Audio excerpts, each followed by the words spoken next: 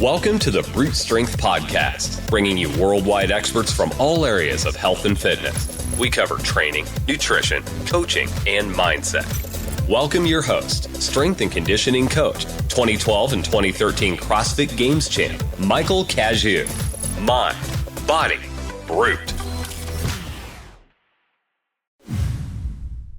Hey, and welcome back. My name is Mike Cazue, and you're listening to the Brute Strength Podcast. This week's guest is Jim Wendler. Jim is an elite level powerlifter and the creator of the 5-3-1 method. At his best, he had a 1,000-pound squat, a 675-pound bench press, and a 700-pound deadlift for a 2375 total, weighing 275 pounds. He's also the creator of the Wendler 5-3-1, which is one of the most successful strength programs and the simplest of all time. This guy is just a storyteller. So most of the show is him telling stories of lifting, training, competing, coaching, etc. We talk specifically about his experience walking on a D1 university football team, which was the University of Arizona, and what it took for him to letter for 3 years in a row. We talk about him meeting Dave Tate, the owner of Elite FTS, and the importance of always being open to opportunities and even noticing them when they're at your doorstep. We talk about why he created the 5-3-1 method and how it became so successful. And finally, the importance of simplicity in training and life. That's what Jim is really known for, and what really drew me to him is this idea of simplifying things in life to master fewer things. Before we get the show started, if you're new to the show, I highly recommend you head to our website, brutestrengthtraining.com, and sign up for the newsletter. That's where we're going to keep you up to date on all of the new episodes, free video content, ebooks, etc., and keep you up to date on everything that we're doing. If you're a regular listener of the show and haven't done so already, please head to iTunes, leave me a quick review. Enjoy the show. Jim, what's up, brother? Thank you so much for joining me, man. Thank you, Mike. I appreciate it. Thank you for having me. Hell yeah. So the original plan today was to just talk about training, because I figured that you were just a meathead powerlifter who just cared about training. And you know what my major was in college?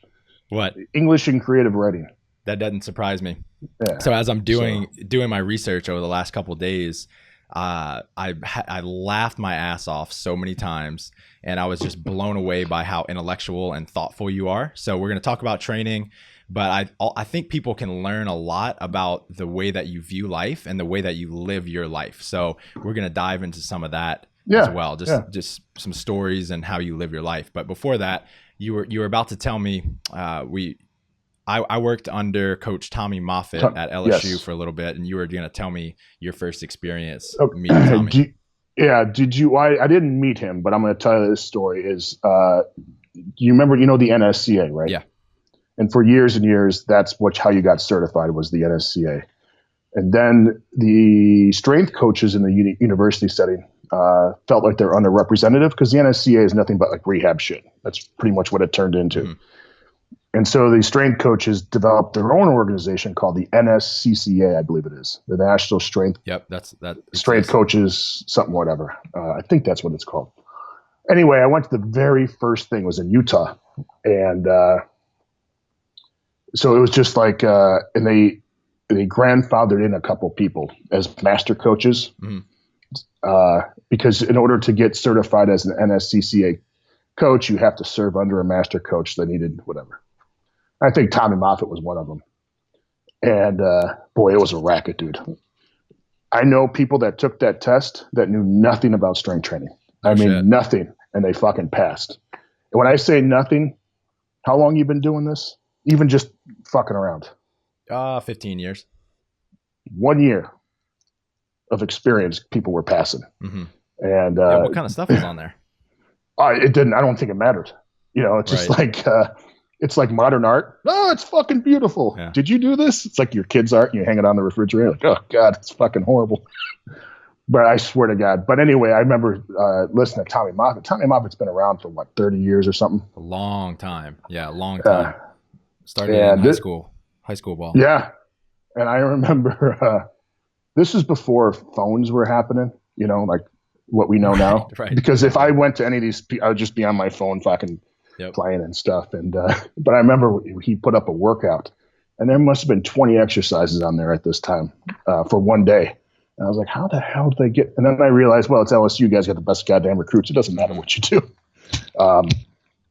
But yeah, that whole conference, I got to meet Bill Gillespie, who I think is at Liberty now, but he was at Washington for years and years, back when University of Washington was a real powerhouse before they are now, with Steve Ettman and some guys like that. But it was really strange because it opened my eyes to kind of the political, I want to say political. It just, it wasn't what I thought it was, because when you're growing up, it's like, you never want to meet your idols. Right. And it was like but like I said, there was people passing that had no business passing that test. I mean, lots of people. And it felt cheap to me, like I think if you're going to put together something, and I think they did the best they could, but and the other thing is what killed me is, like, the Bulgarians, how they train back in the day, it was, maxing minimal, maxing out. They did 3 lifts at the end. Abajev did 3 lifts. And then you had the Russians who would, it's mostly sub-maximal work. So when these guys would ask these questions, because I think they had to answer face-to-face questions. Well, who the fuck knows what's right and what's, And then again, if you're the guy at Alabama, what's the purpose is to win ball games, right? Mm-hmm. So whatever the fuck he does doesn't really matter.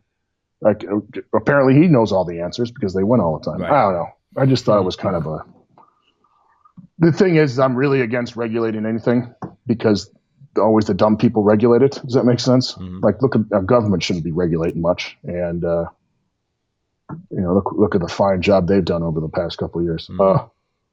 Anyway, I don't want to turn this into a political discussion, we'll but get into it. I think most people would agree that federal government's pretty dumb.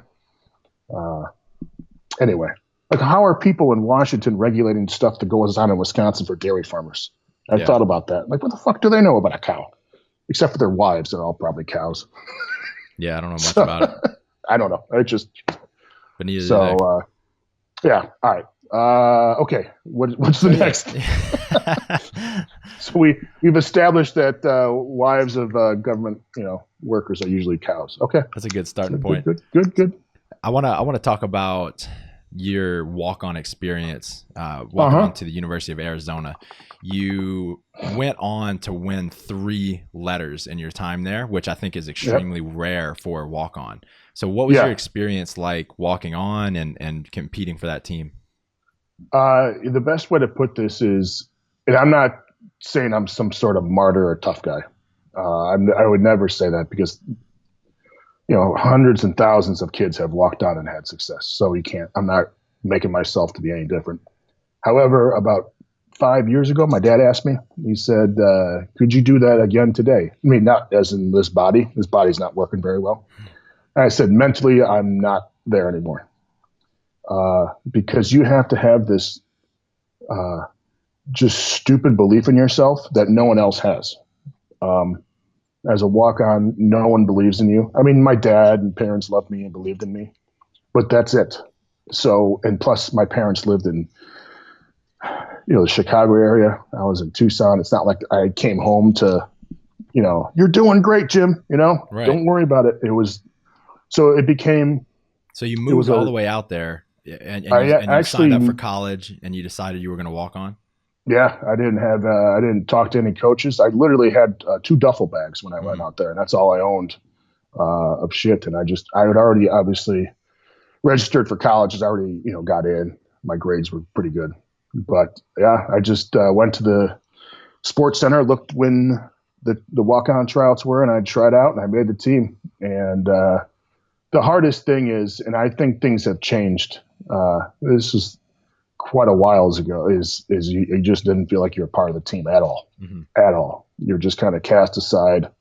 You had, like, I wrote down an article on this, but you had separate locker room that was basically a boiler room with like old school like YMCA lockers, like you expect some.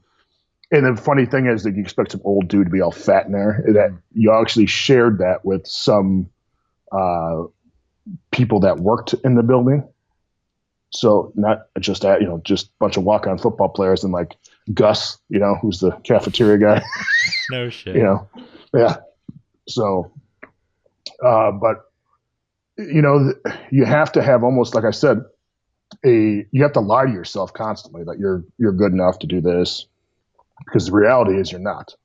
But one of the big things I learned was, it's like having a job today. If you show up on time and do your job, you're already 99% ahead of everyone else. Mm-hmm. Just show up on time, have a good attitude, do the job you're supposed to do, and you'll like make a manager at Wendy's in 6 months. You know what I'm saying? So I figured if I just show up to practice, I do what I'm told, I get good grades, I don't, commit a felony, right.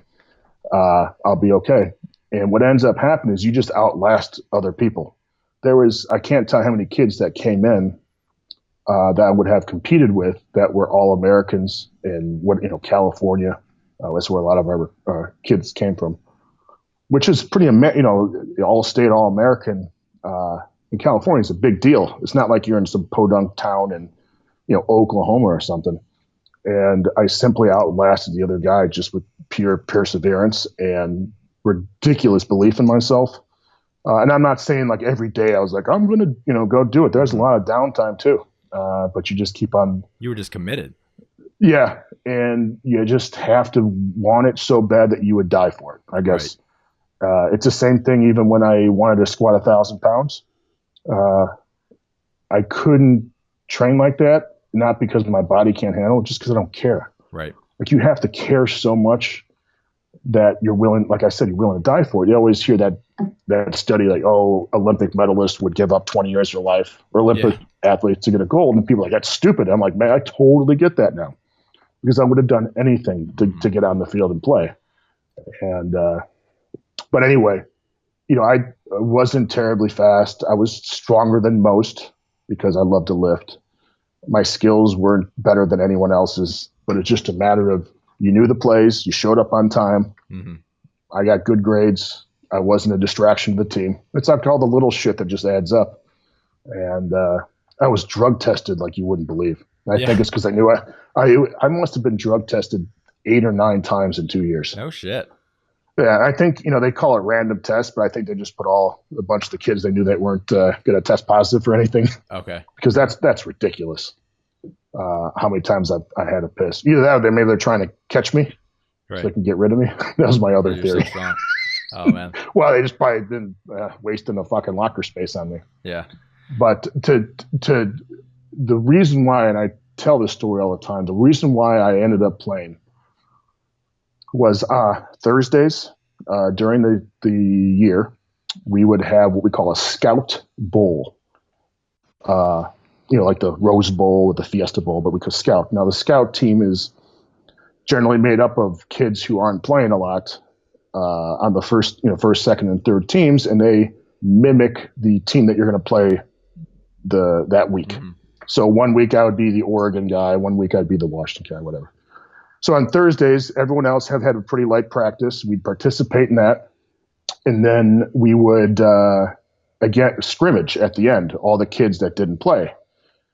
And I usually never played that much because I had all the redshirt stud freshmen in front of me. So I would just, hope for the best. And one day, I think 2 or 3 of the big stud kids just left. They didn't want to do it. They just walked off the field.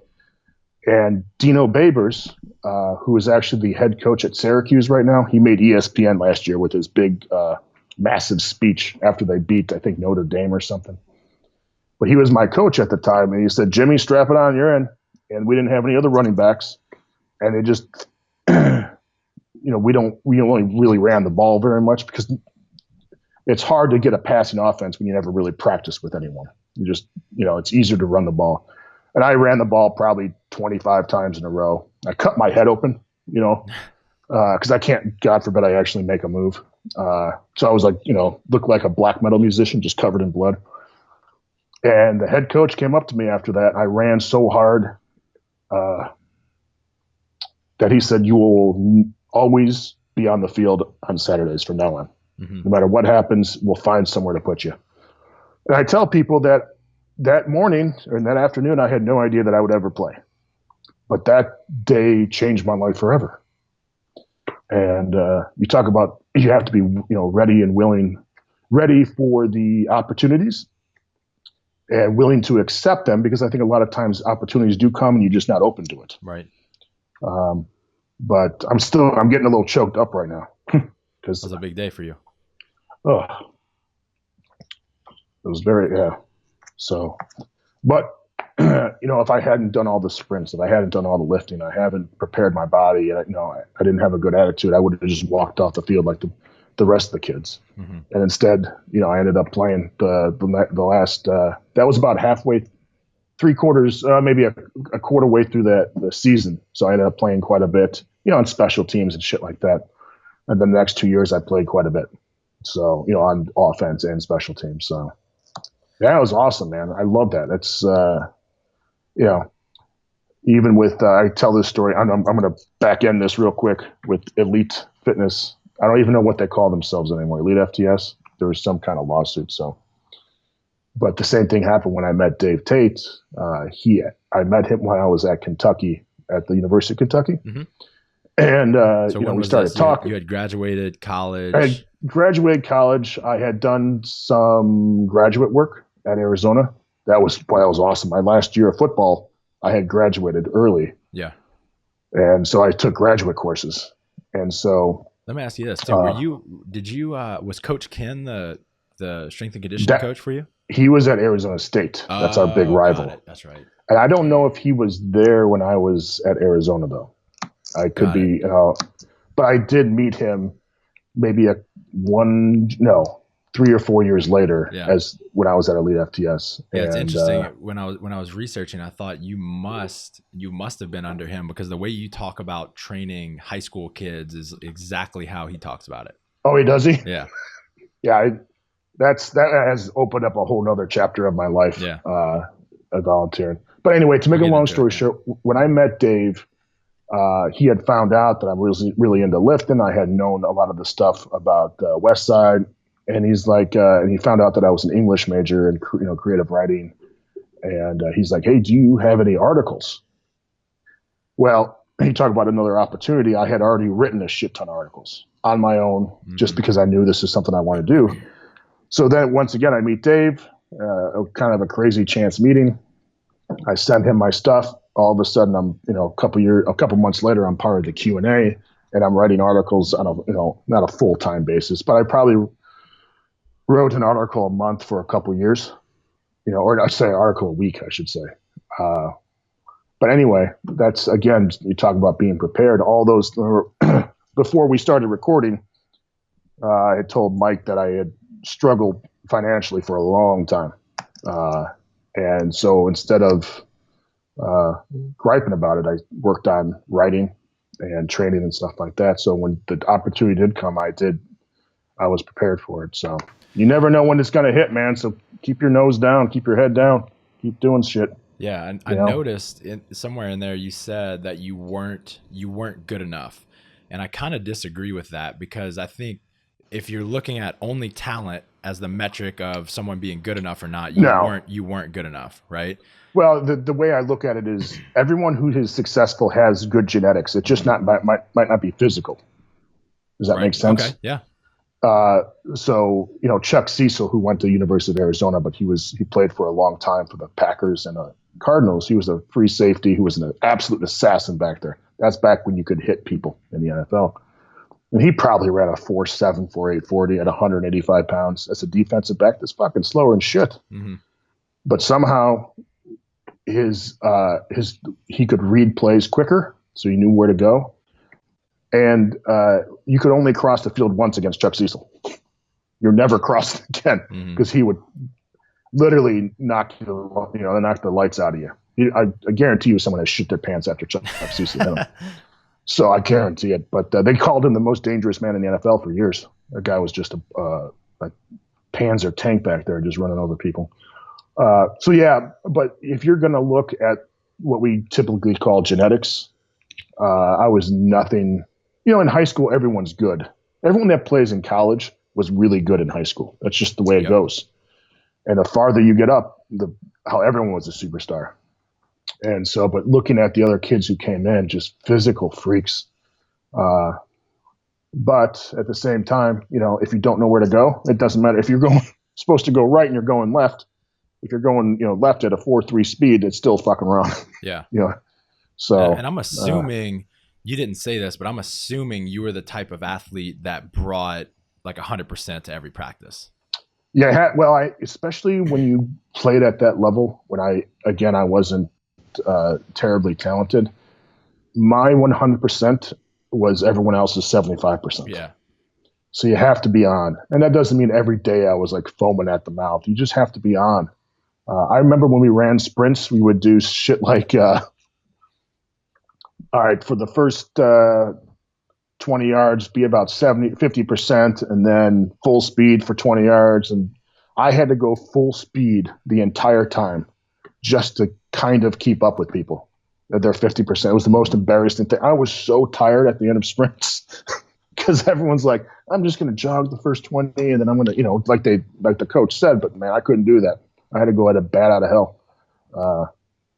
just so I wouldn't get yelled at or be embarrassed and stuff like that. So, but anyway, yeah, it was an awesome experience, like on both fronts, because Dave gave me my first opportunity, and I got to see a company that I think most of your readers are probably familiar with, or watchers. I don't know how, but man, we were in a tiny rundown office building where Dave and I packaged stuff up together with no air conditioning in the summer.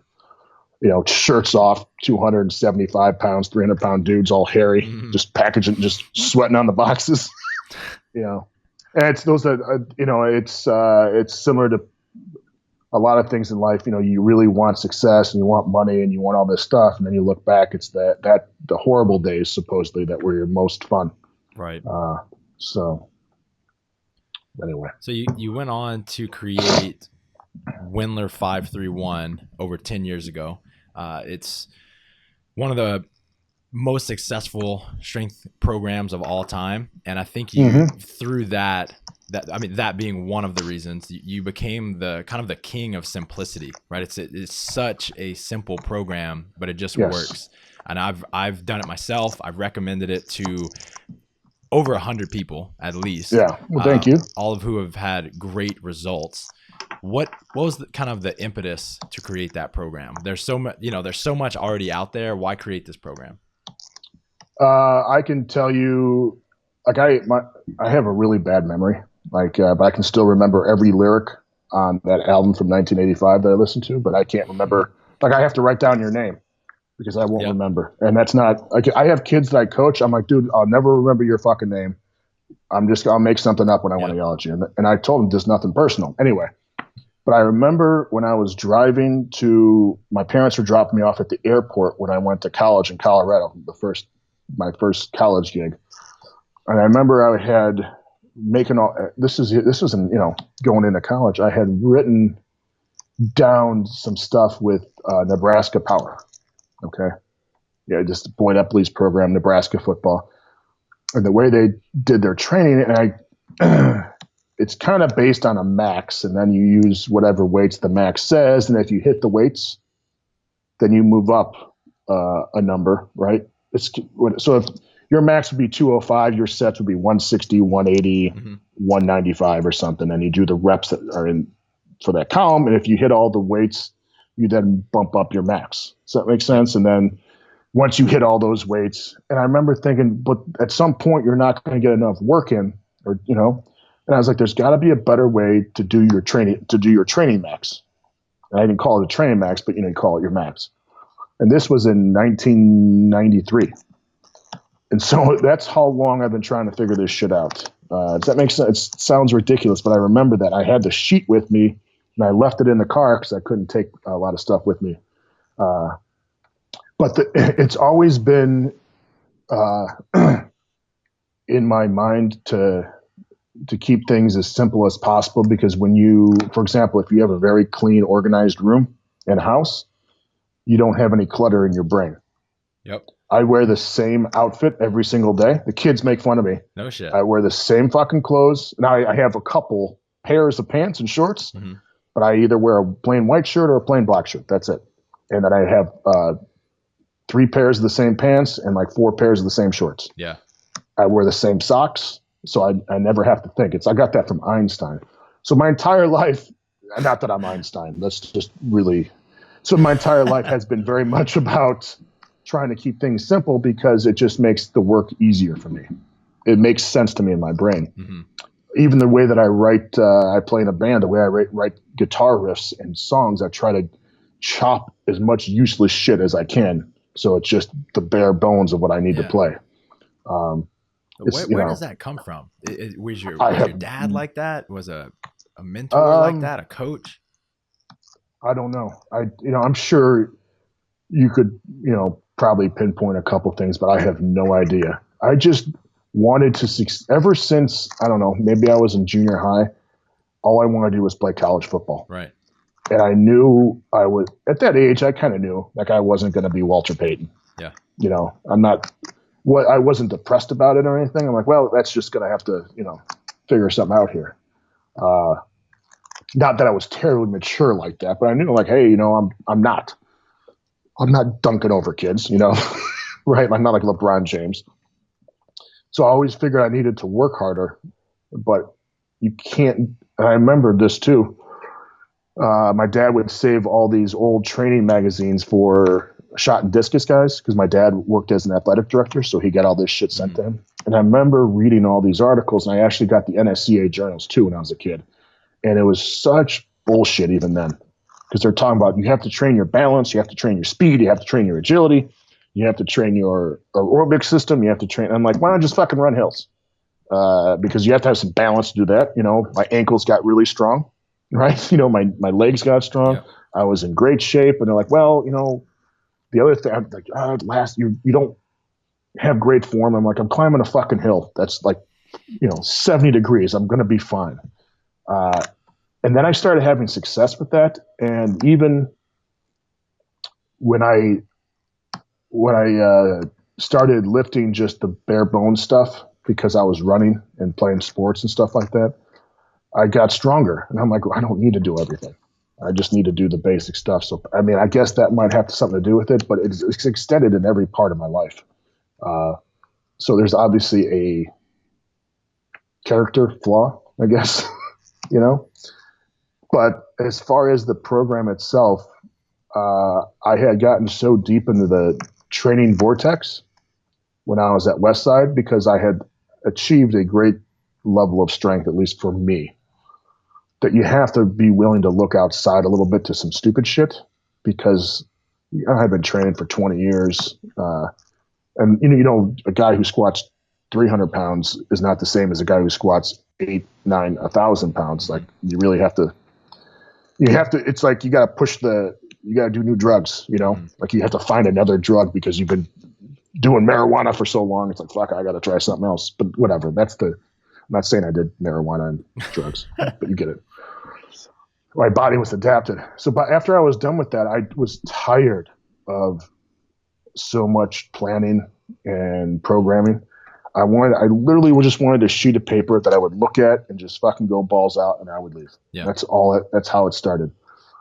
And I had insane success. I actually dropped like 40 pounds and I got stronger in 2 lifts. And I was like, like this? And I never lifted that heavy. Mm-hmm. And then I put a couple friends of mine on it, and we started the same basic way. And they got much, much stronger. Now these guys aren't, these guys were like 500 or 600 pound deadlifters. They weren't, pulling 800 pounds or anything like that. To make a long story short, that's where it started. And then of course we fucked it up by going too heavy, like, oh, look at all this success. I think I pulled 610 for 3, and I think my heaviest pull before that was like 460. Damn. Yeah. And I remember pulling it. My buddy, who was one of my first guys I worked with, He's like, dude, that sucks, because he thought that was only 500 pounds on the bar. And I did, and I'm like, no, that's, it's six plates? Yeah, it's 585 and plus change. I'm like, dude, he's like, holy shit, what happened? I'm like, I don't know. I have no idea how this is working. So that started it all. It was literally me not wanting to think anymore. Mm-hmm. And I wanted something. I still have the same spreadsheet that I used, that I developed, on Excel. What year is this? 2018? 2008, 2007 that I made it. Now and people always ask me, do you have like an elaborate spreadsheet? I'm like, I literally have just the numbers. Like I don't have no assistants, because you don't really need any of that stuff. So even every kid that I train has the most basic looking sheet. Everyone gets their own workout sheets, but it is as dumbed down as you can get. So the one thing about, I don't know if you ever work with high school kids. Do you ever work with high school kids? I don't currently. I've worked with a handful, but never with a whole team. Well, in general, whether they're high school kids or not, if you have like a mass of people, like a group that's protesting, what you do is you take the median, or not the median, we'll take the average IQ and then you half it when people are together. Does that make sense? Yep. So if you have a group of people, it's about 110 IQ, then they're about 55? Yep. And it's even worse with high school kids. So you have to make things as dumb as possible, and because like you and I can go into weight room with like forklifts and bulldozers and run into every piece of equipment and not do as much damage as like eighth graders can do to a weight room. It is unbelievable how much shit. Anyway, that's so that's kind of how it started. Was that, and then over the years, I got to work with so many people personally, and I have so many friends that are willing to try stuff out that it's been we're tweaking this, tweaking that, tweaking this, and even with the stuff I do with the kids took about 2 years to get down.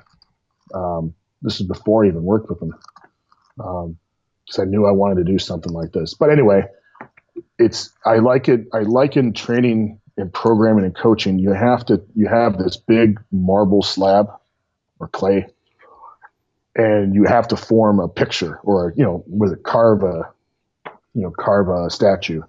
The key is you got to take off everything that's extraneous. Anything that doesn't need to be there, you have to get rid of. It's to the point now where if you train with us at London High School, you will only do 7 lifts, and that counts assistant lifts. Mm-hmm. There's a number of reasons why I do that, but that's it. And that will go on. You'll have a little opportunity to play around a little bit after about a year and a half. Right. But the first year, you do 7 things, because I want you to be good at those 7 things. Master those movements. Mash the movements, and you don't get sore. Yep. We never stopped training throughout 2-a-days. We didn't even do 2-a-days. We trained as one of the 2-a-days. We lifted, and right up to our kids lifted the heaviest they've ever lifted the week before the playoff game. Wow. And and the kids never, I read into the kids. I make sure everything's solid. And but yeah, we train fucking heavy. We don't train stupid. We train good, quality. So, but that's a whole other topic. So talking about simplicity, I see this problem in the CrossFit community a ton. So many people have come up to me and said they've tried everything and they just can't get stronger. And they're doing one of two things. They're on a great strength program and they're adding too much bullshit to it, right? A lot of conditioning work a lot of times. Or B, they have a terrible strength program and they're still adding too much bullshit. What do you have to say to people in that camp, in either of those camps? Well, yeah, it's always funny because, I can't lose any weight. And then you're like, well, what are you eating? It's like, fucking Big Mac. It's like your actions don't match your goals. Yep. To those people, you can't really do anything, because if they have the information and they're not doing it, it's self-sabotage. I think people do it more often than I think people realize, because I think they're afraid of success. Does that make sense? So they kind of self-sabotage a little bit. I see it all the time when I answer. Like, people will say, "Hey, I've been doing this and this and this, man, I'm really getting stronger. What do you think I should do? I'm like, dude, whatever you're doing, Right. just stay on the fucking road. But it's not this and that. I'm like, oh, Jesus Christ, but the problem is I tell the kids this all the time, and how we run, how we lift. I said, the quantity never matters. It's always about quality. I always want quality, everything done to perfection. And if you keep on doing quality work, it adds up exponentially over time. Okay.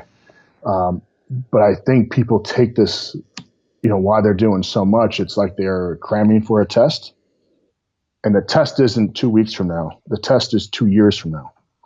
So if you take take a breather, and realize that it's okay to not try and sprint forward, just let's walk forward one day at a time. I think once you realize that and be like, okay, let's just pretend this quest is going to be a 4-year quest. Do I need to go out and run 60 miles today? No, let's run a couple miles. So I think part of it is they want so much right now, and they think it's supposed to happen, in 2 weeks. And I think that's a huge detriment. People need to be motivated for their goals, right? That's normal. But you also have to be realistic about your goals. And I think that's one of the huge ones. I'm sure you've seen people come in, they want to, hey, I squat 250 now, I want to squat 315 or whatever. It's like, okay, well, let's just squat 255 next. Let's just get to that point. Yep. Keep your head down. So, and I think everyone needs to go through those periods. It's like dating a crazy stripper, it sounds all good. And then, and you're like, holy shit, dude, never again. She's got huge daddy issues, but you wouldn't know unless you tried. So I think people need to try out different things and, see what motivates them, or at least gets them believing in what they're doing. I always tell people, it's more about your belief in your program, because people have gotten strong tons of different ways, right? I mean, the Bulgarians and Russians, we talked about that earlier before the camera was rolling. Vastly different training programs, and they both had great success. So there's just a lot of ways to get things done. It's just a matter of what you believe in, and again, having the patience to do the work. So the older I get, the more understanding and empathetic I am to some things, right? Mm-hmm. Like when I deal with kids, I understand that they don't love training as much as I do. That's one of my rules of being a coach. Right. Is if they love training as much as I do, then they wouldn't need me. Mm-hmm. And I have to understand they're not, that they're not going to be like, I know when my elbows tuck a little weirder, they're just fucking do the lift, and that's what it is. But at the same time, the less patient I have for people that aren't nothing. Like if you were going to be a lawyer, you wouldn't think you're going to be a lawyer in 6 months. Yeah. So what do you think you're going to be a behemoth in 6 months? And so I have a hard time having patience with those people who apply these unrealistic expectations to nothing else in their life other than lifting weights. Or, you see it with making money too, right? I can't believe didn't make $100,000 this year. It's like, dude, you're 12 years old. You deliver papers. Calm the fuck down. So, I guess that's, but again, I know I'm just rambling here. Holy shit, do I suck. Perfect, man. Part of it is the learning curve, and I think part of it's just, I don't want to say ignorance. It's kind of almost stupidity, because the answers are there. Yeah. And you've read the answers, so. Well, I noticed yesterday as I was preparing for this talk, I was listening to you on the Mind Muscle podcast, the Australians that you talked to. Okay. And I realized for the first time that as a coach, I wasn't able to teach people quality over quantity, because for until I was about 25, because I hadn't reached that stage as an athlete myself, right? I didn't have that realization for myself yet. And so how can I teach that to anyone else? Yes. And I think part of it is because I grew up with coaches that would say things that, that resembled quality over quantity, right? And But focused they never did it. on movement, but they never held us accountable. Instead, they had us max out every other month, right? And so it's like, yeah, they say we're not power lifters, right? And then they max you out. It's like, what exactly. the fuck? Well, it's funny because the head football coach and I are very good friends. I didn't know him before I got on, but we've become really close friends. And we had my first year, I started on the staff during two-a-days, so I didn't really have any contact with these kids or anything. And we had a horrible fucking season. Horrible. And the entire off season, Kyle and I were like, that's the head coach. We're like, dude, let's just do the opposite of everything. Just fucking, because what's going to go wrong? Like, you can't get any worse, you know? And then we started thinking, I said, well, are we going to be the coaches that just do everything that that was taught to us? Or are we going to be coaches that are going to do stuff that we wish we would have done? Right. And that was a huge eye opener for me. And for him too. Just from a coaching standpoint, we work together. We're not butting heads like, hey, we need to run today. And I said, no, we're not running today. You know, we can't run today as part of practice. So, we need to cut practice short. The kids aren't going physically. They're just not where they need to be. So let's just make this more of a mental day, stuff like that. And he listens. Do you know how odd that is for? Yes, I do. You know, yep. It's incredibly odd. So I'm not saying I don't dictate anything, but I give him my feedback and he takes it pretty seriously. Because I have like markers on where the kids are mentally and physically. The more the kids are talking, the better it's. If they're grab assing in the in the warm up lines and being fucking assholes, the kids are awesome. Mm-hmm. It drives you nuts, but you know that they're excited. Now when they're just kind of sitting there, you're like, oh boy, overtrained. Oh yeah, they're a little tired, and we just back things off. And we made it won a conference the first time in 19 years. Went to the playoffs the first time in I think 20 years. Wow. So, 19 years. So yeah, it's a huge change. So, and I'm not saying any sports team, there's so many gears spinning. It's not just the strength and conditioning work and stuff like that, but it was part of it. Mm-hmm. And so it was awesome to be part of that. So that's great. But yeah, with the it's funny because you hear like, do you need to be strong to be a strength coach? And I'm like, we don't need to be strong. But first of all, why would you get into this business if you didn't like lifting weights? Mm-hmm. Right? It's just like, it's like me, I don't know, getting into like doll houses. I'm like, I don't fucking care about doll houses. Like, I love doll houses, but I think you need to have a lot of experience in a lot of different areas and a lot of different ups and downs and shit like that. Like yesterday I trained, it was the worst workout I've had in probably 2 years. I mean, just fucking horrid. And I just, I got a little mad. I'm like, it's just the way it goes. And then I trained earlier today, fucking great. And you know that, right? You have some bad days, you have some good days. And the older you get, the more really average days you get. And I tell the kids all the time, just have a good day today. You don't have to go crazy. Let's just have good days. A lot of good days add up,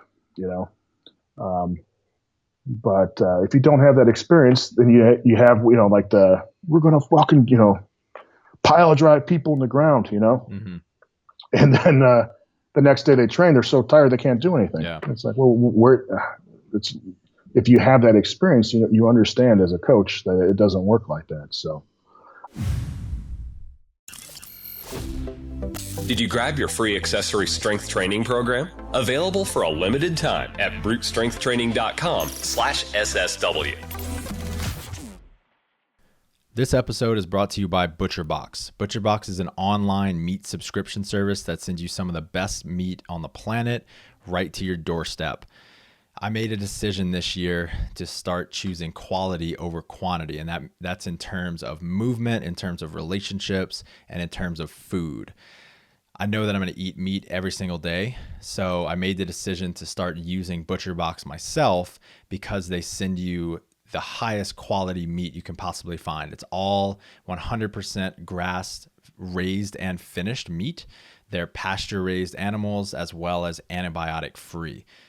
Here are some of the benefits that you get from eating grass-fed meat. So first off, it has higher levels of vitamins. There's more protein per ounce than in conventional meat. And some of the biggest ones are that it reduces cellular inflammation and improves brain function, and then it helps you get nutrients into your cells better. It also increases something called CLA. Increased CLA is going to improve your metabolism, making it easier for you to burn fat, improve your blood sugar levels. It helps you to fight cancer and reduces your risk of heart disease. The biggest reason that I got it is because it's some of the tastiest meat I've ever had, and I know that it's going to keep me healthier for longer. If you're interested, you can head to butcherbox.com/brute for a free package of bacon plus $20 off of your first order. I will say this too. I went to a Elite FTS's sports training summit. I think they call it the summit. I don't know. We weren't on like a Colorado mountain peak, so yeah. I'm not quite sure they call it a summit. But I listened to like Buddy Moore speak and a couple other people speak, and it was I don't want to say I live a sheltered life, but I don't really, attend these functions at all, or I just kind of keep to myself. I couldn't believe the chasm between what professional coaches and guys who do this where it really monetarily matters. Yeah. For like the Browns or the Jets, guys who are really in the thick of it. The chasm between that and what you see on the internet was so it's almost like the difference between Olympic lifting and bodybuilding. Yeah. Like you still use a barbell, but it's completely kind of different approach. What's the biggest difference you saw? Is the number one rule, or not actually the number two rule that I have in coaching is they don't kill the kids. Mm-hmm. We have don't get them injured or don't overtrain them or both. Well, it's not just overtrain them. The kids should leave. Hey, we worked out, but they shouldn't be dead. Yep. Now, if the kid's horribly out of shape, he's going to be dead. But and when we talk to other coaches, Kyle and I, about how they train, then they asked us, and we get in, we do some quality work. Our weights are never very heavy. Our barbell work is always light compared to how strong they are. Mm-hmm. That's one of my tenets. I lift the barbell weights for speed and power. And then all the assistant stuff that we do and how we do it is done for higher reps. And I call it the prom muscles. We're getting prom muscles, mm-hmm. Bigger legs, bigger ass, hamstrings. All of our upper body work is pretty much bodybuilder-ish, because they need to develop armor. But we never kill the kids ever.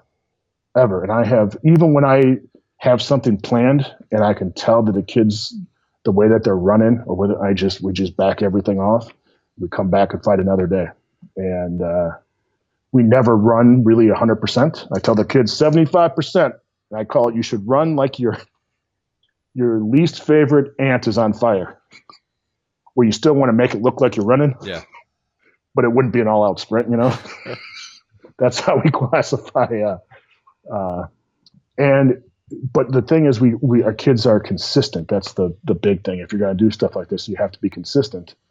And what ends up happening is if you just consistently punch the clock and you're having solid workouts, kids aren't just going in and fucking around. There is a plan, and I challenge the kids every week. We have some kind of challenge, but the challenge is like a redacted kind of challenge. Like occasionally I let the kids choose, like, you can do push-ups or dips. Like, holy shit, we got to. Yeah. Like, it's not really a big change. Yeah.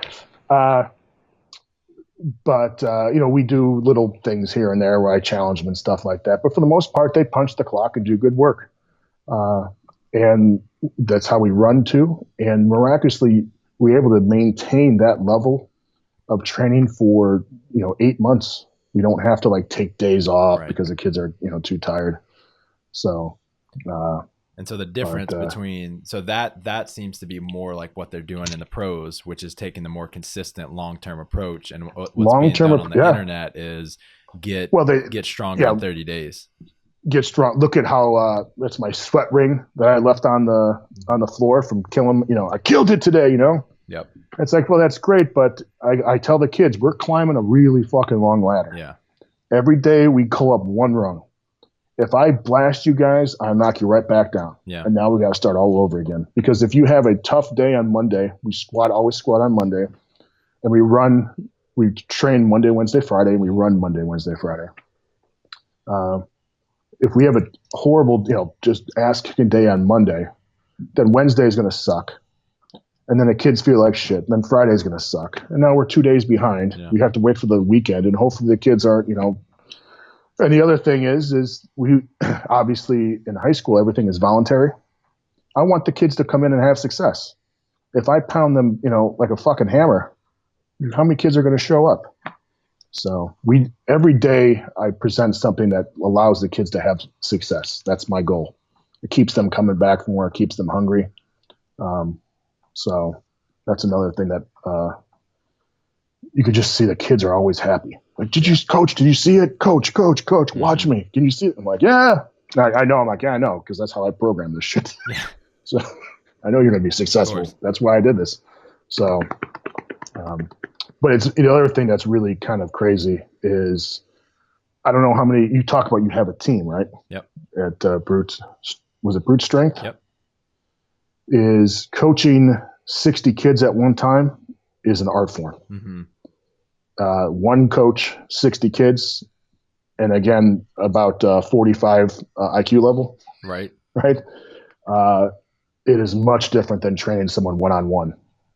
And that's like, there's trainers who have I could never be a trainer. I did that for a couple of years and it just killed me. You just count reps. Cheerleaders. Yeah. Yeah, and I programmed everything, and it's just like, what does it really fucking matter? Yep. But it's hard because you have a one-on-one relationship. You have to be personal. But when you're a coach, you just be a fucking dick sometimes. Like, listen, I don't want to talk to you guys, so I'm not that bad. But I joke around with the kids. And then you have coaches who you're managing 60 kids, and people are, when someone will post something online like, oh my God, that guy's squat was 2 inches high at LSU.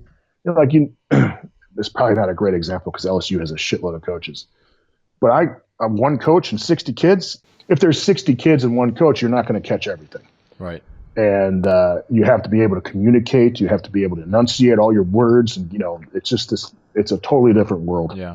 And then you have what I call the fitness motivators, the cheerleaders, the internet guys, the grind starts today. Yeah. Whatever. That's good. So I got a couple personal questions for you. So yes, before the show, I asked you a couple questions, and one of the things you told me is that when you were young, your quote unquote train, which you call your life, would often slow down to appease others or take a detour. Yeah. Now your train runs at your own speed, and if they want to hop aboard, you do it, right? So first off, what's the story behind calling your life a train? I heard someone call. I can't remember where I heard it, but someone called. Get out. You can get on the Wendler train. And the problem is when you let a lot of people on, all of a sudden they're dictating which way you go or how fast you go. Mm-hmm. And it killed me because my whole life I've been insanely goal oriented, and I can honestly say this. I have never had a girl ever in my life dictate anything as far as where I was going. If I had to train and there was a dance, I fucking trained. They'd get mad. I'd be like, well, then just break up with me. I don't know what to tell you. Like, I've been kind of a dick. It just was so important to me. Nothing was more important than where I wanted to be. Yeah. So that doesn't mean I didn't, I was a total asshole. It's just that this was where I was going and nothing was going to stop me. Now, as you get older, you're taught to be compromising and all that stuff. And occasionally you're like, oh, let's go over this way, or let's, slow down. And then you end up being just miserable. And I think your life always needs to be moving in some direction for what you want. Now I got 2 kids, and that's tough too, but they're on the family train. Do you know what I'm saying? Mm-hmm. Like, they're part of our family. They don't run our lives. our family is our life. So and any time that I kind of lost sight of that stuff, I just would be miserable and I wouldn't do anything. I was living something else than I should have been. And as soon as I got back to just like, and I remember when I met my wife, I told her, like, listen, this is what I want to do. This is where I'm going. And she's like, fuck, let's go. Now she's helping to drive the train too. And which was the best thing I found. So what exactly changed for you? You said when you were younger. When I was younger, you would let I other often people would influence you more. Yeah, and I think, and it's not just. It happened a little bit in college when I lost sight of really what I wanted to do a little bit, and it wasn't. I don't know, maybe a month of my life, and which people are like, that's just a month, but a month to me is big. That's 30 fucking days. Mm-hmm. And I just wasn't living the life and going forward the way I wanted to go. And I remember walking up the stairs to the what was it called? Modern Languages Building or something at Arizona. It was the first time in my life I felt something move on my stomach, like a little fat. Okay. And I was like, what the fuck? And this is honestly kind of true story. I didn't talk to any of my friends for like 2 months. I'd shut off my phone and just trained and trained and trained. So much so that when I finally saw them one time, like, dude, what the fuck happened to you? Like, yeah. You've been taking steroids or something? I'm like, no, I just, and so you have to find that kind of happy medium, but I wasn't happy not going the way I wanted to go. Right. And I think some people, like the older I get, I'm more of an asshole in some respects. And I think I'm more patient in other respects. But I also have my wife helping me out too. And she doesn't slow down at all. And she makes sure that I keep going. Yeah. So, I just think more when people want something and then you got all these, especially when their wife or girlfriend gets on board and that just completely derails them or bad influence on friends or some friends, just fuck them. Just get them out of your life. It's just not worth it to me. Right. And I can tell you a couple instances of just in my life where you got to shed the fat, man. Yeah. And people like, you're kind of a dick, because I'm like, dude, that was the toxic person. Like, why do I want them around my life? Right. Yeah, I would agree with that in a lot of circumstances, but I think a lot of men they're not very clear about where they want to go, and a lot of times their direction is not worth pursuing. That's not. You're exactly right. Like their train just goes and just wherever it goes. Right, exactly. And I feel like I guess train is a good analogy because you're on a track going somewhere. Mm-hmm. Instead of just like a bumper car.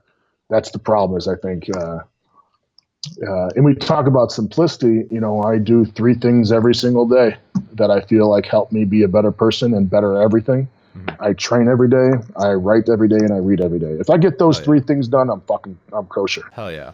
And I don't train, like I'm not maxing out in squats. It could be just running the stadium steps or it could be lifting or whatever. I'm not reading fucking, French poetry. I read a book. And it can't be training. That's the rule because I read enough about training as it is. Right. So, the older I get, I relay this story. I got hit by a car while I was riding my motorcycle when my wife was 7 months pregnant and dragged down a highway 100 yards. No shit. No helmet. Wow. Dude, it was a busy highway, but it was about 11:30 at night, and some guy was texting on his phone and smashed into me. Oh man! And you talk about scary. And somehow I survived that, and I rolled. I must have. I was dragged for 100 yards, and once I stopped, I rolled myself. I had enough wherewithal because I was like, fuck, a car's going to come up and smash, run me over. So I just rolled until I felt grass. Now I always think about this. I could have just rolled just farther down the street. Yeah. Luckily I was angled enough because I couldn't see anything. It was dark. And I laid in that ditch, and I remember my buddy. I was riding with my buddy. It was nighttime and stuff, and I reached up my hand. I just fucking blood was gushing. I couldn't feel my legs. My back felt like I had my spine was sticking out. I was like, oh shit, I'm fucking paralyzed. Wow. And I remember it felt like it was, or it was legitimately sticking out. No, it felt like it was. My spine's been fused now. Best thing I ever did, by the way. Mine too. Oh, I feel good. Mm-hmm. And people are always like, this and that. I'm like, dude, I was proactive as fuck prior to the surgery and after the surgery. And my doctor was really cool because he understood, like, listen, did they make you wear that back brace? Do you know what I'm talking about? I don't think so. I don't think I had to. Mine's L4, 5, and 5 S1. Where were you? Lumbar or thoracic? Yes. Or what? Got it. I think it was lumbar. Yeah. Way down low. And I'll never forget. At my 2-3 week checkup, they gave me like this thing I had to wear, like a girdle, and I put it on for like a day. I'm like, fuck this shit, And I started walking. I walked a half mile 12 hours after my surgery with no walker. I was really pumped up about that. So my rehab was pretty intense. Not like I was, rocky, sweating it out, fucking. And I was very conscientious about doing everything I could. Make a long story short, I walked into the office and he had his assistant walked in prior, and it was bitching that I wasn't wearing the girdle. And I was like, I'm not wearing the girdle. And he's like, just screaming at me. And he storms out to fucking tell me like a fucking 10-year-old. I was like, this cunt, to go tell my doctor. Mm-hmm. So my doctor walks in and he's like, can you believe this? He's not wearing a girdle. He's like, he's fine. He doesn't need it. Just tell him this fucking tattletale. I was like, Jesus Christ, you're like 35 years old. Fucking bitch. It just drove me nuts. I laughed so hard because my doctor's like, he's fine. Don't worry about it. But I remember going in for one of my checkups, and I looked around the waiting room because it was an orthopedic surgeon, and how many people were just fucking invalid. And I'm not saying that they didn't have serious problems, but I was like, there's no fucking way. I'm hopping back on this train. I was fully healed in 3 months. Wow. 100%. And then I got the go ahead to train at 6 months. You said you can train, but just don't do anything stupid. Right. At 3 months. But he's like, I've never seen any of this shit. I don't know why you healed so quickly. But anyway, when I was laying in that ditch, and it was pitch black and I was bleeding, I wanted just to see my kids and my wife, Mm-hmm. I wanted just to hang out with my friends. It was a real eye opener. But I thought, what you think is important and and I'm very lucky that for the most part, the things I was doing was the things that I was thinking about. Yeah. Does that make sense to you? You're laying in the ditch thinking about those things, or this is what you're thinking about in the weeks after? Well, when I was laying in the ditch, I'm like, I just want to see my wife and kids again. That's it. And I want to spend time with my wife but that's what I do. Mm-hmm. I spend my time, so I still want to do it, but it wasn't like I was working 60 hours a week, at some office where it's like, God, I didn't do anything with my life. I was very like, oh my God, I'm doing the things that are very important to me. And I was very happy about that. Was that like a peaceful feeling for you? No, because I was in such pain. Got it. I had road rash. Oh, they got to take it out with a wire brush. Yeah. All the shit that's in your back. Yeah. Oh, it's horrible. Horrible. Imagine my wife getting a call too. And that's some scary shit. Yeah, I went up and down the East Coast, on our bikes and stuff, and we're just kind of hanging out. And then about an hour and a half from Ohio, or from my house, I got hit. So my wife had to drive 90 minutes not knowing if I was alive or dead. Mm-hmm. Welcome to my world, honey. Right? Aren't you happy you married me? Damn. You got a bun in the oven, and me. So I was just very, the other funny story is, for, I don't know, 2 months after that, I was like a mummy, I had all these wraps and bandages all over me. And I was, my wife and I were driving to the Chicago area to see my parents, and we stopped at a rest stop or something. And someone saw me. He's like, "My God, what happened to you?" I'm like, "Well, I was in a motorcycle accident, and I, have all these scrapes." And he's like, "Man, you're so lucky." I'm like, "Who the fuck are you? What kind of luck do I have? I got hit by a car." Yeah. Like, what's your version of bad luck? And of course, I understood what he was saying, but I was like, "Dude, I can't even sit in a fucking chair." Yeah. You call this luck? Well, man, what else crazy. you got there, brother? Yeah. So the other thing that you said that was really interesting is that the one thing that you're really working on right now is creating total freedom in your life. And yes. You said one will always have to do or complete tasks that he doesn't want to do. But in general, true freedom is saying no to a dinner request without giving an excuse. Yes. What do you mean by that? Well, think about it. It's like, "Hey, Mike, you want to go out to dinner?" "Nah, man, I got to wake up in the morning." Mm-hmm. Instead of, "No, I'm good." Yeah. Right. And then you always, and I remember reading that, and I don't remember where I read it, but I was like, "Oh my God, and it's not to be taken completely literal, although you can understand it." About, I don't know, 5 years ago, my dad and I were driving and picking up some food. And he asked me, he's like, "What's the best thing?" First of all, my dad still hasn't figured out how I make money. Yeah. Because he was a teacher. He's like, "I don't understand. So just people buy the book and you just sell stuff?" I'm like, yeah. He's like, "It's just so people buy the book," He's like, "I just don't. It's just ridiculous to me." He asked me, he's like, "What's the best thing about doing all this?" And I said, "Dad, I get freedom."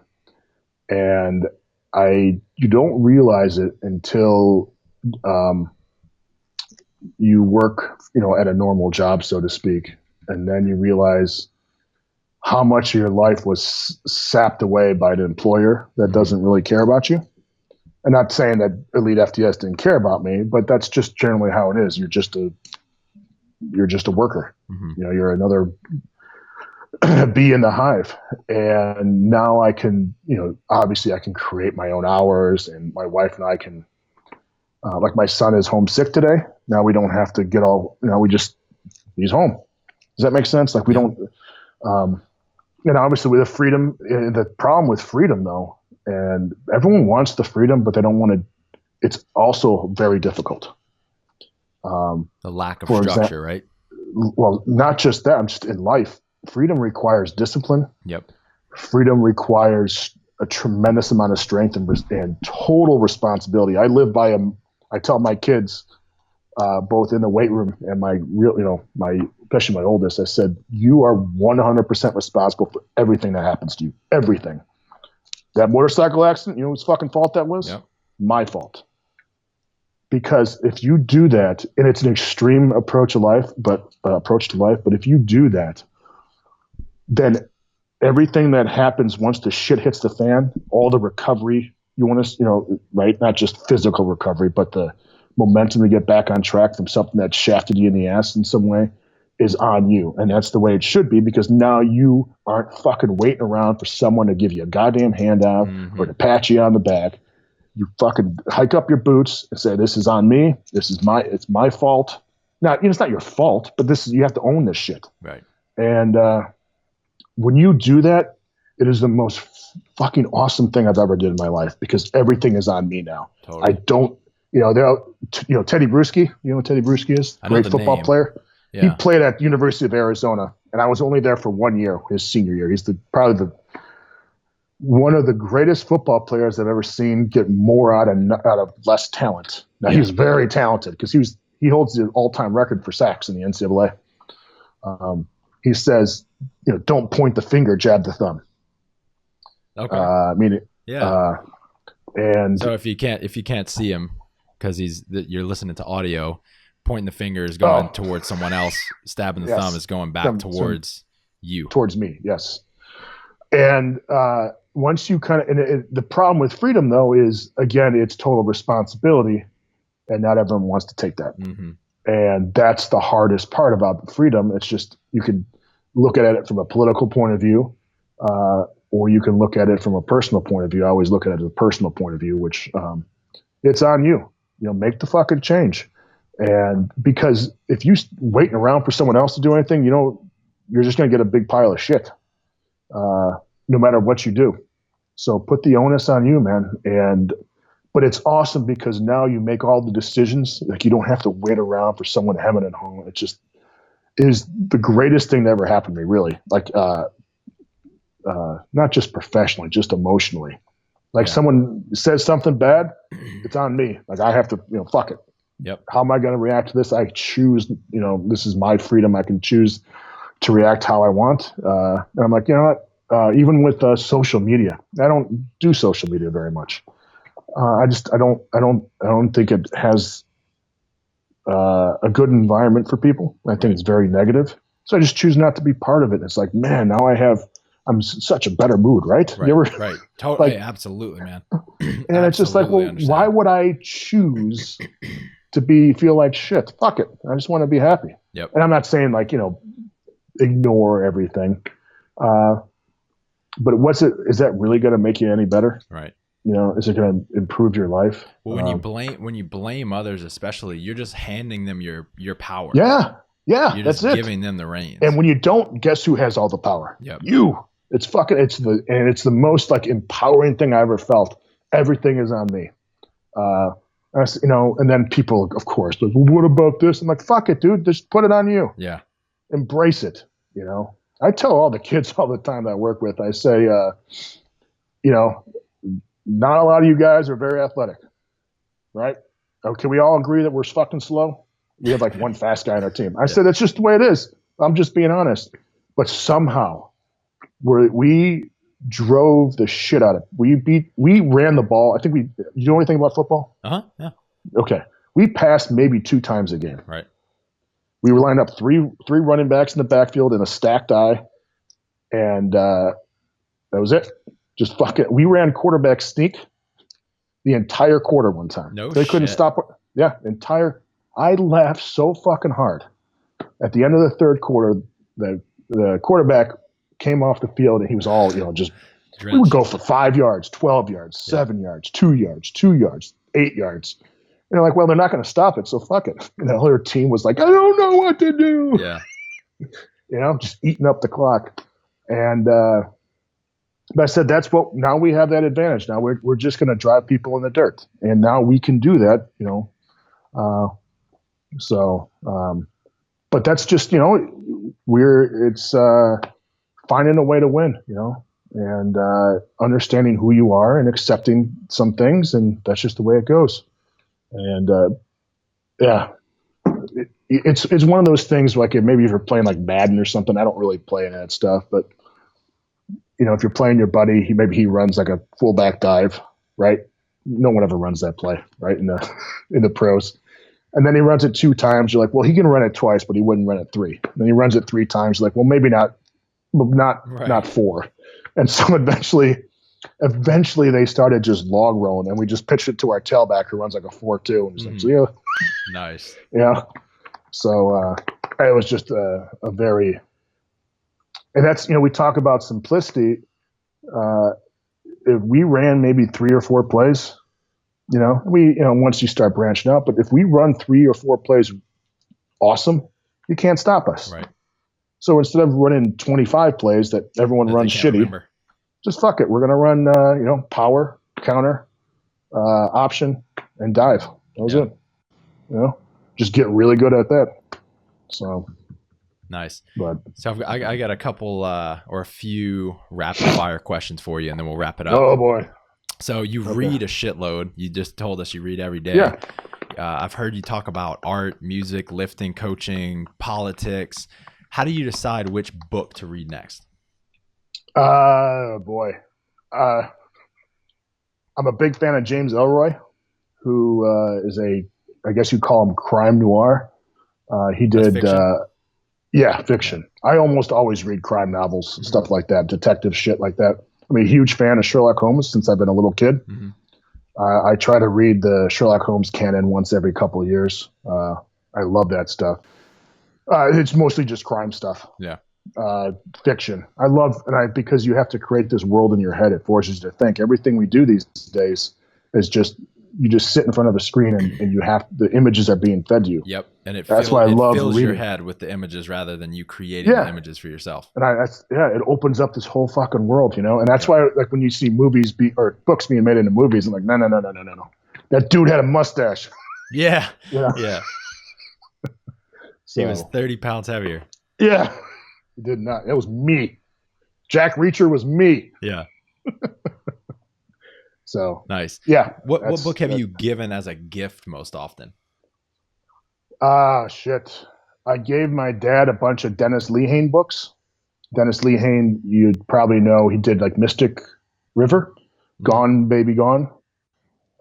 He is what I call like the upper echelon of the average author. Yeah. Like you kind of have, kind of guy that you can read on an airplane, and he's like one step above that, but one step below James Ellroy. So it still challenges you, but you don't need like a master's degree, like, the symbolism of the bowling ball in the water. Yeah. It's like, I just want to, because I was an English major, so everything was just like such a big fucking deal. Like, when can something just be something? Right? Yeah. Jesus Christ. Can something just be something? Yeah. I love it. Can't a fucking bird just be a goddamn bird sometimes? So yeah, I'd probably say that. And then there's an awesome book by Nicholson Baker called The Fermata, and it is one of the best reads and the most fucking sexually insane books you've ever read. And it's funny. The narrator, he writes it as the narrator. He's the first person, and it is fucking ridiculous. The guy can stop time, and he just does all this fucked up sex shit and writes really trashy novels for women to find to see if they'd masturbate. Just really weird shit. And he's a total voyeur, and it's pretty funny. He always liked to see what the girl looked like naked, and so he pulled down this girl's pants, and she had a huge a lot of pubic hair, and he called it a koosh ball explosion of a sex goatee. And I couldn't. He's like, it was about the size of South America. 'Cause South America's got it was just a koosh ball explosion of a sex goatee, and I laughed so goddamn hard. Have you read any Chuck Palahniuk? No, that's the guy who did Fight Club, He right? did Fight Club, but he did a handful of other ones, man. He is a very interesting author. I'll check him out. I saw Fight Club in the theaters, like the dollar theaters, and I didn't, at the time, I gotta go get a chair here. At the time, I didn't read any reviews. I wasn't much on the, I didn't have any TV really. And so it was playing at the kind of the local, shithole. Yeah. And I was like, it's just about a bunch because I saw maybe the poster or something. I was like, about a bunch of dudes fighting, I'll fucking watch that. I don't care. I went by myself, eating popcorn by myself like a total loser. Oh, it's so much better being by yourself, by the way. You don't have to talk to people. Oh, yeah, it's a great story. God, I'm so antisocial. And it was obviously much deeper than that, but I was like, I was glad they were still fighting in there, but it was a total surprise to me. But yeah, I'd like to check out some of his books. I don't know. Are they pretty well done? Yes, very well done. Literally, yeah, he's a very intellectual guy.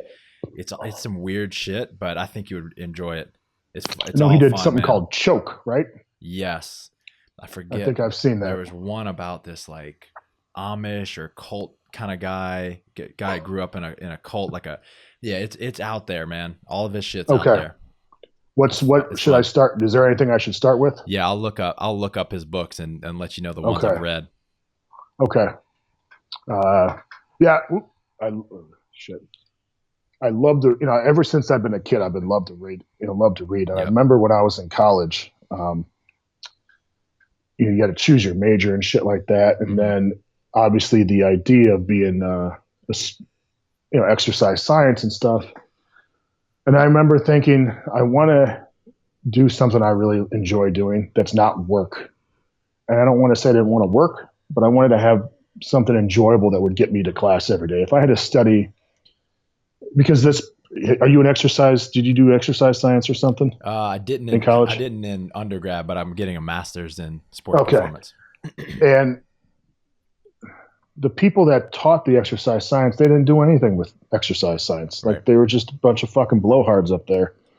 Right. And I was like, I remember I took a couple classes. I'm like, this is fucking horrible. They didn't, I know more about training, but I don't know the insertion points of certain things, but Jesus Christ, the kid can't run and jump with 2 feet, Right. That's a big, boy, I tell you what. There's a big gap there.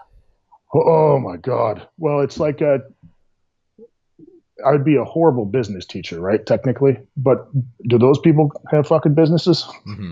Like I run a business. Right. I know more about business than those fucking, the professors. It drives me bananas.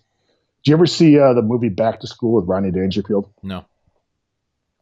Rodney Dangerfield's a self-made millionaire, and he goes back to school to show his son that school is important. And his son's like, what are you talking about? You never graduated high school and you're a millionaire. He goes, well, I'll take the classes with you. So he attends his first economics class, and in the class as a whole, they started a company, right? A fictional company. Mm-hmm. And so this pretentious professor's like, this, we have this overhead and this. And Ryan Dangerfield's like, whoa, wait a minute, what are we making? He said, widgets. And he goes, what? He's like, it doesn't matter. He goes, yeah, well, fucking tell that to the bank. Yeah. You're not getting a loan. So he's going over every single point as Rodney Dangerfield over why what this economics professor is saying is bullshit. He's like, well, what about the sanitation guys? You're going to have to slip them a couple $100,000 because I assure you there's not the Boy Scouts who runs the sanitation department. And he goes, there's always zoning issues that come up, right? So how are you supposed to get around those? And what I'm saying is the real life versus what's being taught, I just was kind of turned off immediately. And then the other thing is I love lifting weights more than anything. I love training. And that's where you start getting in the danger of ruining it. Does that make sense? Like I was afraid when I started doing this for a job, I was going to ruin my love of training. Got it.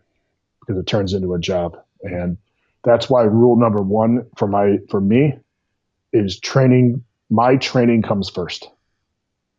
So if I have something to do on a day and I have to training comes first because that is the basis of everything that we do. And it sounds kind of ridiculous because, but that's what this is built on. That's what my love of this is on. And it's so important to me.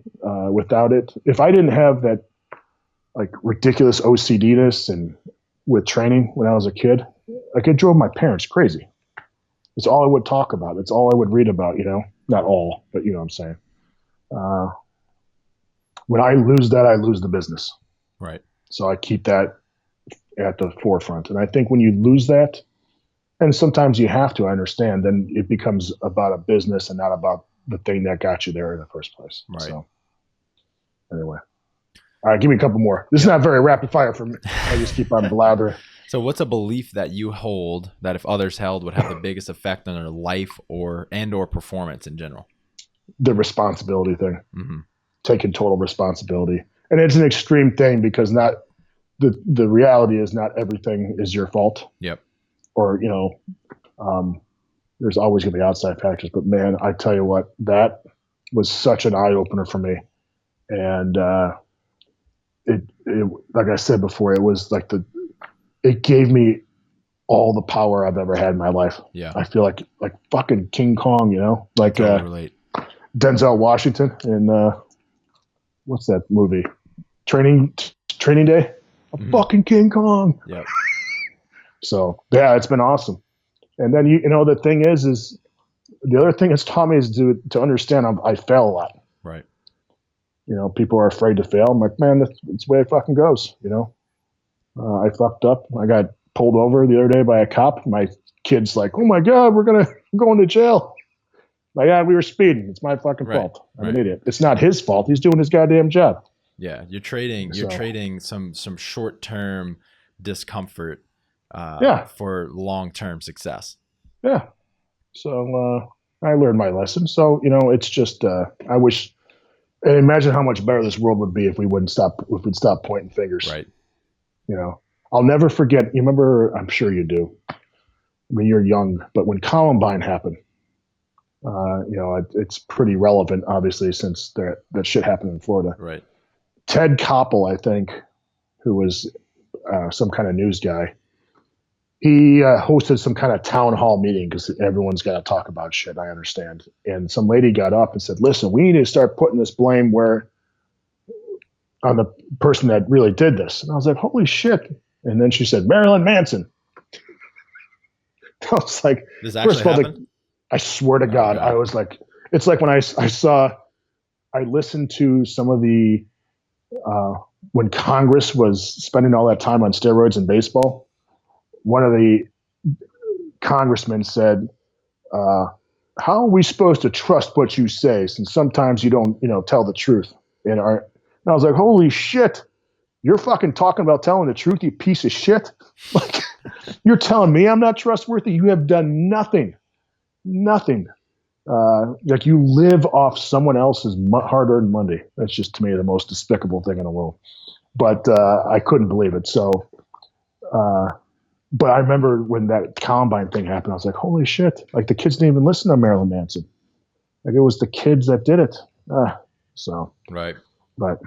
But it's pretty funny too, real quick, is when you adopt it and really internalize it and you watch other people, it's fucking demoralizing in a way. Mm-hmm. Like, you feel powerful because you have power over your life and your decisions and it just, but then you look around, it's like, Jesus Christ, like, you're a fucking loser. Right. It's sad. And it sounds mean, but it's like, man, you're just a victim all the time. Mm-hmm. I don't know. But they don't know another way. I know. And it's not my life. So fuck it. I tell my kids all the time, I said, things are going to be tough, but man, if you have a great attitude and you take responsibility, man, you're going to be, and everyone else has a shitty attitude and doesn't, you're going to be fine. Right. No matter what you do, you'll be all right. So what's one action that you'd recommend people take immediately? Like, it has to be an action thing. Yep.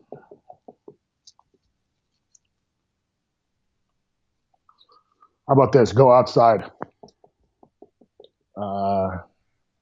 I started, for my back rehab, I started wearing a weight vest, and obviously very light to strengthen my, obviously, back and abs.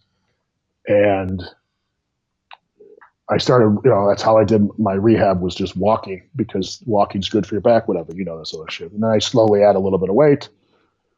And then I started, we have a big nature place about 15 miles from here to the forest. And man, there's something about going outside and just breathing fresh air and walking and just enjoying life. Because there's an old Adam Carolla, the comedian, said, when people are depressed, and I'm not making light of depression or I know how to cure it, but no one ever kills themselves outside, really, right? They're always stuck in there, getting depressed. And yeah. You go outside, you breathe some air, you take a walk, you see some sun, or even at night. I walk at night too. I walk all the time. I walk to practice. In fact, every kid that I train drives by me and honks the horn, knowing that I'm not going to ever get a ride. Right. Like, it's kind of become the joke, and then everyone in the neighborhood sees me with the weight vest on, taking a stroll. But there's something really awesome about just being outside. And obviously most people work inside. And so basically you're breathing shit air, right. Right. Yeah. And so there's something about, and I'm not, vitamin D, like, yeah, I get it, but it's not that. It's just something about being, and if you can get out somewhere kind of remote, where you can walk some trails, you smell the leaves and the trees. It's just awesome. So great advice. So well, hey man, I appreciate your time. This has been phenomenal. Yeah. I love all the stories. Where can people find about the book, keep up with you, all that stuff? Well, we have jimwendler.com, which we update maybe a couple times a week, with the blog and stuff like that. I'm I'm not a social media whore. So if I post something, I usually wanted to have some kind of meaning. Occasionally I do like a open Q&A on Instagram. Okay. Well, yeah. What's your handle on there? Jim Wendler? Yeah. Jay Wendler or Jim Wendler, something like that. Yeah. It's funny because I've got like a shitload of followers. All the kids at the school, like, oh my God. I'm like, I don't know. Is that good? Like, oh, are you famous? I'm like, no, I'm not. My mom thinks I am. Yeah. Yeah. And so I try to interact a little bit. But I don't know what to say anymore other than like I wrote the book, you know what I'm saying? Yep. And and honestly, like I'm 43, right? I don't need to be I got other shit I got to do. Like I got to watch Ghostbusters in a little bit. Yeah, man. My kid's 6, so he's like, let's watch Ghostbusters. I'm like, man, I think you got an Oscar today for your throw up performance. Oh, I could talk about public schools too. Oh my God. Like this is an interesting thing. I'm like, both my parents were teachers, right? And you see this with police officers too, is they want to arm teachers now. And I totally get it, right? Because you have a politician walking around, you have Brad Pitt walking around, they have armed security. We're asking our teachers to be parents, role models, teachers, coaches, psychiatrists, right? Oh, by the way, you also have to have a gun too. Right. And I'm not saying that the kids shouldn't be guarded, but Jesus, do our teachers need to be doing any more shit? Mm-hmm. They're already overworked, and just seeing over the last, since my dad and my mom were teachers, what they've been asked to do. It's like a police officer, like they gotta go round up dogs in the neighborhood sometimes. It's like, holy shit. Yeah. How about, here's a fucking clue. Why don't you take care of your own goddamn dog? And then they get, with our kid who's in kindergarten, we have pickup. We have to pick our kid up, and they have police monitoring that because we have a group of adults that can't act civil enough to drive their fucking cars in the line. And it just, you wonder why these people are so fucking, the cops are probably so mad. It's like they're asking so much of these people that you could be doing yourself as a grown adult. I don't know. It just drives me nuts. So what are you going to do? Well, hey, man, I really appreciate it. Yeah, I know. This has been great, dude. Yes, sir. Thank you, Mike. I appreciate you having me on, okay? Thank you, brother. Talk soon. Thank you for listening to this week's episode. Your journey towards better fitness continues. Head over to brutestrengthtraining.com to connect with Michael and his guests. Access links and resources mentioned in this episode, as well as bonus content exclusive to podcast listeners. That's brutestrengthtraining.com.